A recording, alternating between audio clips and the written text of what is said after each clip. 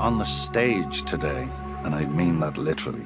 We have Daenerys, we have Cersei, we have Jon Snow, we have Tyrion, to name but a few, all very much on the edge of something disastrous happening.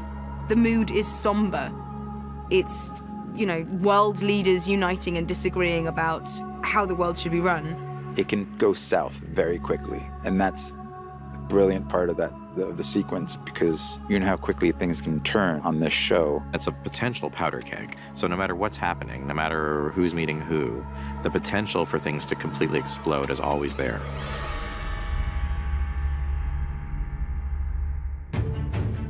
The Dragonpit is probably one of the most essential sequences in all of Game of Thrones. Tyrion and his posse, they know they're entering a dangerous place, and they know they're taking a risk coming here. You have 60+ hours at this point of main characters who you are really invested in, and it's enjoyable to put people together who haven't been together before and see how they would react to each other. It's people becoming aware of the smallness, I think, in their nature. No matter how much they fight each other, there's a bigger threat to life than just who's on the throne. You can say to anyone, this disease is coming, but until you can show them evidence, they won't get past their own smaller problems to fight the big problem. These things build over time, It takes 70 hours to get to this point. It takes 70 hours for the story to allow this scene to happen. There's a momentum that's up now which doesn't stop. So that's really exciting. It's incredible because I am the new kid on the block. And I've seen these guys for 6 seasons now. And then all of a sudden being part of the scene, I think this is going to be one of the scenes of this season. The Dragonpit epitomizes the central challenge of Season 7, where we have, a dozen of our principal characters all in the same place, many of whom haven't seen each other since a very dramatic incident years before between them. So that scene was incredibly tricky to write and incredibly tricky to film. You want to be able to service all of these characters, and that was tremendously fun to plot out. Conflicts between people, friendships between people, which ones you wanted to highlight and which ones that you're going to have to let fall by the wayside. You have, it seems like dozens of little mini scenes. So we had to find great moments and character interactions and story for all of these characters. It was just so much fun to write for all these guys together. It kind of forced us to really explore what the different tonal variations were in those reunions. It's trying to keep an eye on what they're all there for. They're all there for a reason, which is to discuss the possibility of an alliance and whether that's even possible with these people who have so many reasons for hating each other and so few reasons for trusting each other. Welcome, my lords. For Pod to see Tyrion, that guy was the most important person in the world to him. He was the only person who'd given him a chance. I'm glad you're alive. There's something very sweet in it. And amongst all the big stuff, the small stuff still happens as well, and that's what adds to the texture of the show, I think. That stuff's never forgotten about. What's in there? Fuck off.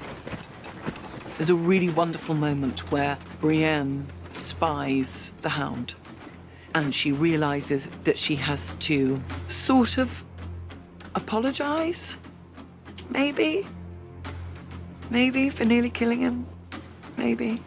But she also brings to him the news that she knows he wants to hear, that Arya is alive and Arya's home. Oh, that was a relief. Yeah, of course. And a concern, is she all right? Who's protecting her if you're here?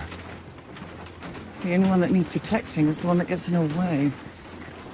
And then it turns out that we don't need to worry about Arya, because I've taught her everything. What I love about Tyrion and Bronn's relationship is they know exactly who they are. Tyrion prods him a little bit about how much Bronn is doing things out of self-interest. Don't you worry about me, I'm doing all right. Looking after myself. Are you? Helping me to arrange this meeting wasn't exactly looking after yourself, was it? It's your head Queen Cersei's offered a bag of gold for us, not mine. Knocks on his tin heart a little bit. Knows there's something in there. It's good to see you again. Yeah, you too. You have Cersei seeing Tyrion for the first time in a long time, her mortal enemy. So the first time they lock eyes when she walks in, that's a moment. It's really awkward. It's like I know family reunions for everyone are very awkward, but let's just say the Lannisters are a complicated bunch. She's held him responsible for the death of her mother and the death of Joffrey and her father. You know, she can't really take responsibility or deal with her own grief. She has to just blame everybody else, and that's part of her pain too. Lena gives me a look that I never want to see ever again. It's, yeah, it almost flattened me. I wanted to hide. Met my brother. That was good. I had a standoff with him, which was great fun. That was great.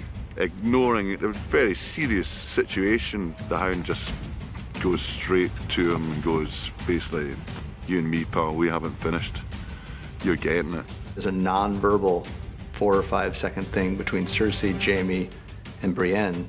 That's not even a line of dialogue. It's just a little mini scene built out of looks. It's sort of like one of the worst things that happens to you at school. I think it's Brienne's idea of absolute abject hell.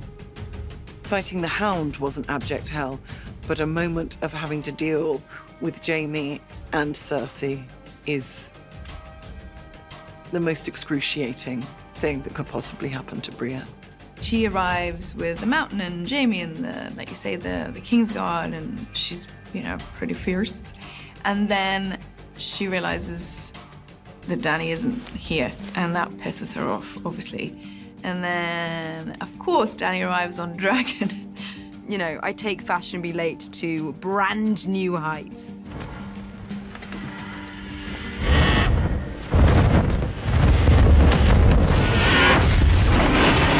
She's very theatrical with her entrance, though. Yeah. It's kind of funny that you go, wow, she really has to show off her power, but fair enough. And she tries desperately to not be impressed by that arrival, and everyone else, obviously, as you would, is standing up in awe of this. And then, you know, in walks this young beauty of a queen, and she's immediately beyond frustrated on many levels. We've been here for some time. My apologies. And then all she gets from Dany is apologies, you know, and that then drives her in the scene. She can't bear it. We have something to show you.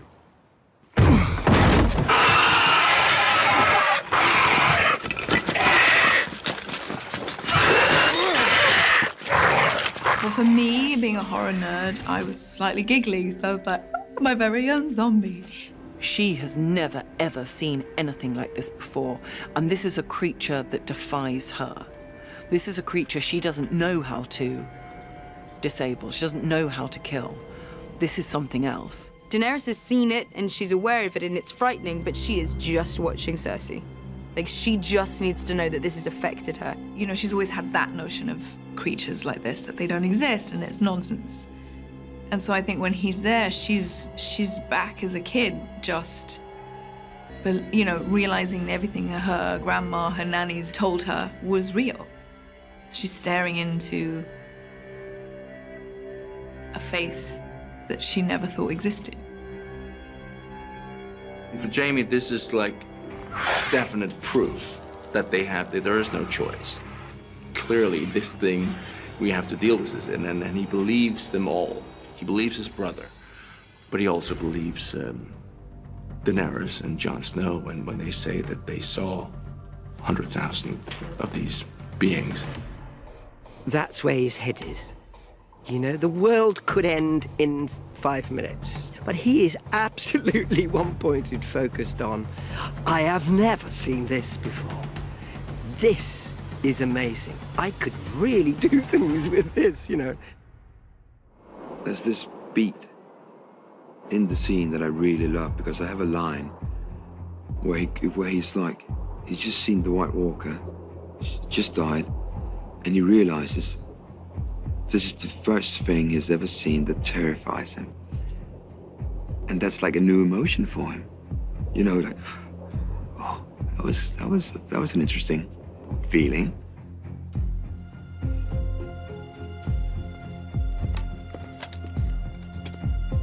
I'm going back to my island. You should go back to yours. When winter's over, we'll be the only ones left alive. And then it all rests. Her dragon's death, everything rests on Jon Snow just lying. The crown accepts your truce.